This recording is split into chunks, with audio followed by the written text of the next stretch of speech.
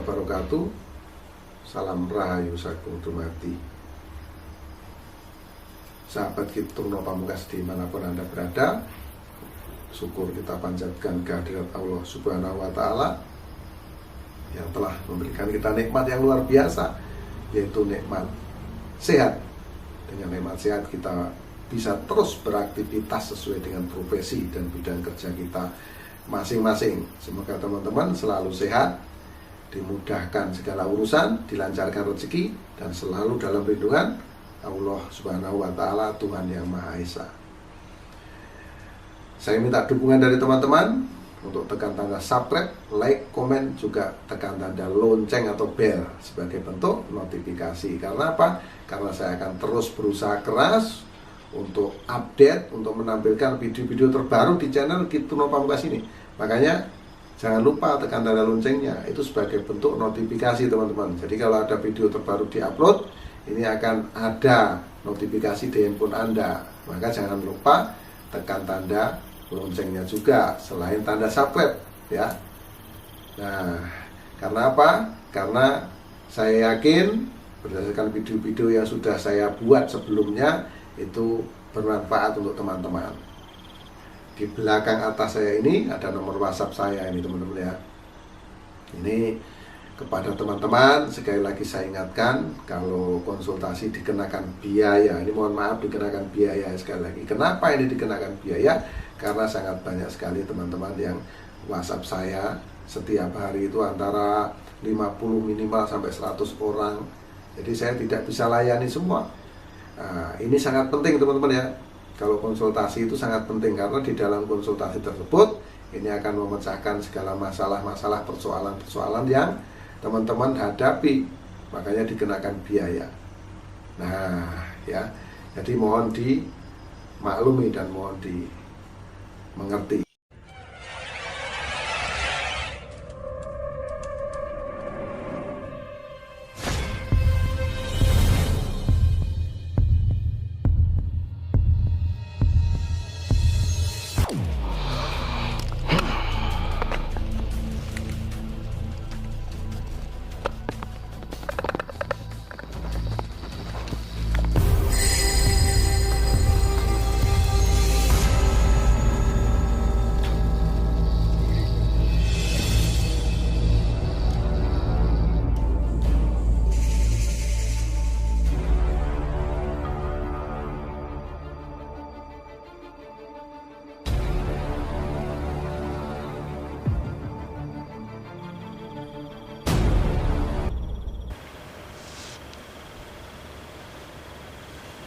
Kedudukan, pangkat, dan derajat terkadang memang sudah tertanam pada jiwa seseorang dari lahir.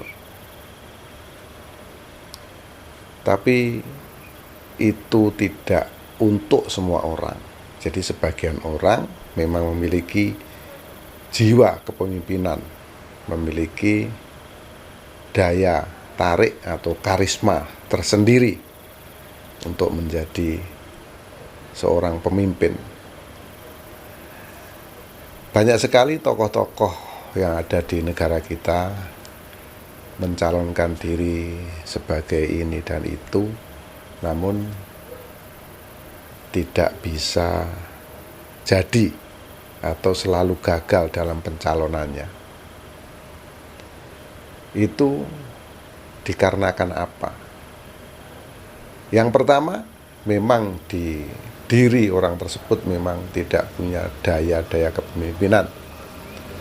Yang kedua, wahyu keprabon memang tidak berpihak kepada orang tersebut, atau boleh dibilang Dewi Fortuna tidak berpihak kepada orang tersebut. Maka dari itu, apa yang diniatkan, apa yang dihajatkan itu tidak terkabul. Namun secara garis besar adalah orang yang bisa menjadi pemimpin itu memang sudah tertanam atau terpatri di dalam dirinya.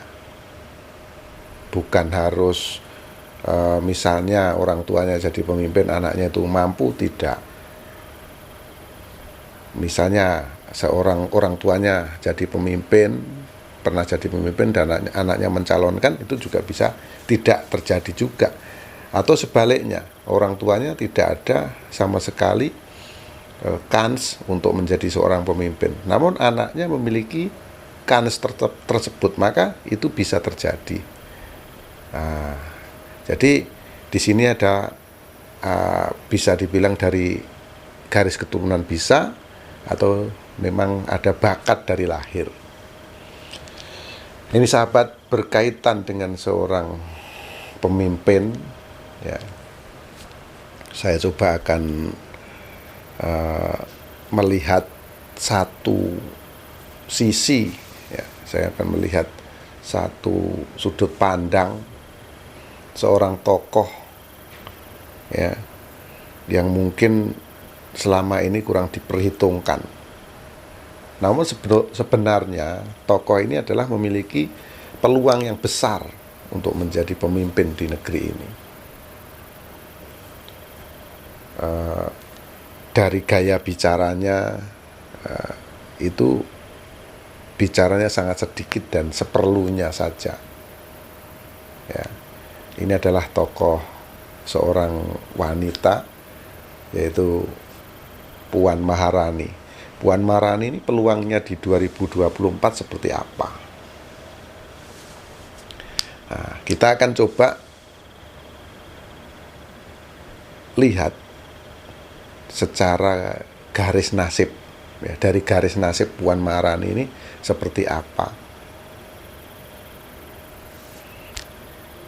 Kita coba akan kupas, ya, terus peluangnya di 2024 nanti bagaimana. Ya. Puan Maharani ini wetonnya Kemis Pon. Kemis itu 8, Pon 7. Jadi weton 15. Dan weton 15 itu di bawah naungan Sumur Sinobo, teman-teman. Sumur Sinobo adalah tempat orang minta tolong. Jadi apabila Puan Maharani ini suatu saat menjadi kepala negara, beliau akan sanggup untuk mengayomi, untuk menolong orang lain. Karena di bawah naungan Sumur Sinobo. Ini adalah untuk tempatnya bertanya, tempatnya minta pertolongan. Jadi secara kans kepemimpinan, Puan Maharani ini memiliki peluang besar di tahun 2024. Kakeknya adalah Insinyur Soekarno, teman-teman bisa tahu ya. Nah, mungkin turun ke anaknya, ya, Ibu Mega. Nah, di sini secara kepemimpinan atau wahyu keprabuan memang belum berpihak kepadanya. Namun peluang besar ini akan turun kepada putrinya, yaitu Puan Maharani. Nah, karena apa? Karena Sumur Sinobo ini adalah boleh dibilang karunia atau anugerah yang diberikan Tuhan. Perwataannya ini selalu mengayomi, bicaranya itu sedikit, yang penting-penting saja. Terus dia memang tempatnya orang untuk minta pertolongan, teman-teman. Jadi sangat tepat, ya. Nah, kita akan lihat bagaimana kehidupan Puan Maharani ini dari kecil seperti apa yang beliau hadapi, yang beliau jalani. Saat usia kurang lebih 7 atau 8 tahun, kehidupannya memang boleh dibilang menyenangkan. Namun semakin lama saat usia Puan Maharani ini kurang lebih 12 atau 13 tahun, itu ada persoalan atau permasalahan yang cukup berat dihadapinya. Jadi terlihat aura energinya ini terpancar, dia gelap, tidak ada pancaran sama sekali seperti itu. Dan semakin lama saat menginjak remaja, usianya 18 atau 19 tahun, di sini beliau menjalani kehidupan yang sederhana. Sederhana itu senang sekali tidak, susah juga tidak. Jadi kehidupan yang datar. Nah, inilah pola kehidupan yang dijalani oleh Puan Maharani. Walaupun dulunya kakeknya itu seorang proklamator, namun beliau menjalani kehidupan yang tidak bermewah-mewah pada waktu itu ya, di usia kurang lebih 18-19 tahun. Namun semakin lama memang panjang perjalanan kehidupannya ini, di menjalani kehidupan yang sederhana ini. Di sini saya lihat usia 30 tahun ya. Ini Puan Maharani mendapatkan sesuatu yang sangat luar biasa. Yaitu kehidupannya ini sangat menyenangkan, sangat membanggakan. Secara karir ini sangat luar biasa. Di usia 30, 31 atau 32 tahun. Kemudian pancaran energi ini sangat terang benderang. Ini menunjukkan seseorang biasanya mendapatkan suatu kesenangan ya teman-teman ya. Di usia 30 atau 31 tahun ini betul-betul saat yang menyenangkan bagi Puan Maharani. Nah, semakin lama energi yang tadinya terang benderang ini menurun di usia 36 atau 37 tahun. Dan ini terus menurun hingga saat berusia kurang lebih 41 atau 42 tahun. Nah, Puan Maharani ini mendapatkan suatu permasalahan yang cukup berat. Nah, di usia sekarang beliau ini usianya 48 tahun ya. Nah, teman-teman mungkin dulu kita pernah, tapi tepatnya saya lupa, mungkin di usia kurang lebih 42 atau 43 tahun ini beliau ditinggalkan orang tuanya ya, itu Bapak Taufik Kemas. Mungkin ya usia inilah Puan Maharani ini mengalami istilahnya sesuatu yang tidak mengenakan, karena energinya memang terlihat gelap di usia 41, 42 atau 43 tahun ini. Nah, sekarang beliau menginjak usia 48